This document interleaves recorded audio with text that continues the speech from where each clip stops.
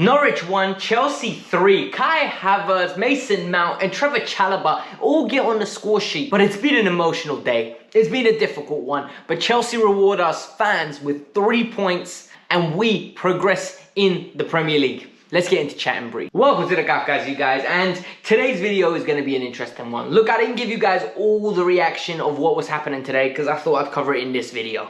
But Chelsea won today, and I think that's the positive we need to take from today. The players didn't let us down. They stepped up. Kai Havertz, Mason Mount, Trevor Chalobah when it mattered. The midfielders, Kovacic, Jorginho, everyone played. I'm not saying they played fantastic. I'm not saying it was the ideal performance, but it had attitude, it had charisma, and it had something that we know is proper Chelsea. And I love it, man. You all know how this works, right? It's as simple as this. Chat and breeze is very easy on Kavkas View. I'm going to talk about the good, the bad, and the downright ugly. It's as simple as this. We're not going to review every goal. We're not going to go through minute by minute. You watched the game. And if you didn't, go and watch the highlights. You'll enjoy that more. But first, let's finish this review. Let's get on with this. But before we get started, make sure you hit the like button, subscribe to the channel. Let's aim for 400 likes, man. That's the target for this video. I hope all of you do that. It goes a long way. In the comments below, let me know, right? What do you think is going to happen with the club? And more importantly, what number like were you? First, second, 15th, 25th? Let me know in the comments. Let's get on with it. Yo, we're going to start with the ugly, man. The ugly is simple.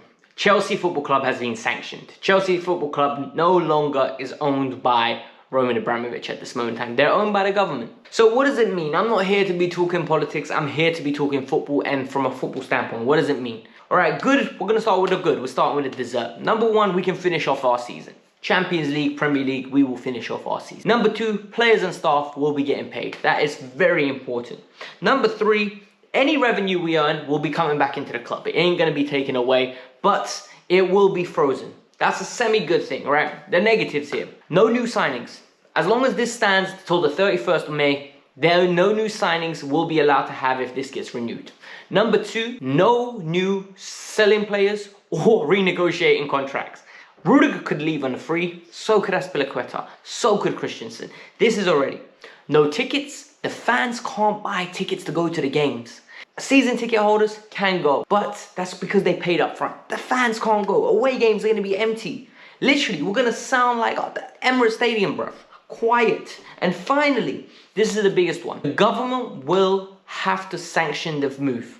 They will decide who we sell the club to. They will decide where the money will go and the vehicle, what charitable event is going to be funded. But for me, that's what I'm going to report for now because I don't know enough. And this was the ugly for me because this was the ugly news that our club, our beloved Chelsea, on their birthday was sanctioned. Now let's get into the good and let's review the game. The good, the attitude of the players, man. I love these players. I love this team. This team literally is close to my heart. And the reason why this team is so close to my heart, there's so much character in this team. There's so much correct attitude. Trevor Chalobah amplifies it. You know, the way he gets the goal in the opening minute. Mason Mount comes out with a charisma. It's a beautiful corner. They were in it for a battling for throughout the game. Yes, we had a nice half an hour period where we weren't in control of the game. But the attitude was right. It was easy to pack it in today. But they didn't. They got us the 3 points. We closed the gap on Man City. We still got a game in hand to make it 10 points potentially. And then who knows, man. There is no guarantee that we're going to win the league. There isn't. There's no guarantee that we're even going to close it down to single figures. But there is a guarantee that we're going to respect ourselves and finish the season in proper Chelsea fashion. Second one, Kai Havertz is special. And I've told you guys so many occasions, Kai Havertz is bloody special. Kai Havertz's goal was epitome of class. Top bins, left foot, left peg, beautiful curler into the bins. Then the assist for Mason Mount was, in my opinion, even better. Gets the ball, dribbling in and out, composure, good touches left and right. Picks out Mason Mount. The weight of the ball is perfect for Mason to take touch in front of him, smashes it into the top bins. And for me, Kai Havertz is the face of this team. I hope a new ownership comes in. I hope they build around Kai Havertz, and I hope Thomas Tuchel was here to stay for the long run. This is exciting to have a player of this magnitude. This is the replacement for Eden Hazard. Maybe not stylistically, but reputationally, the face of the team. Kai Havertz. I think Mason Mount had a good game. Look, Mason Mount's been getting a lot of stick, especially from you, RD. RD, I know you in the comments, bro. I don't know your name, but I know your YouTube handle. You're always getting at my boy Mason. Money Mace. Mason got an assist today, and Mason got a good goal today. I think that is important for Mason Mount. He needs to keep producing productivity because the willingness is there, the running's there, getting into the right channels is there. He's a very good player. He is a very good player. He just needs to get productive and he will become a world-class player. He needs to add a little bit more faith into himself and more composure in the final third. I like the player, man. I really do.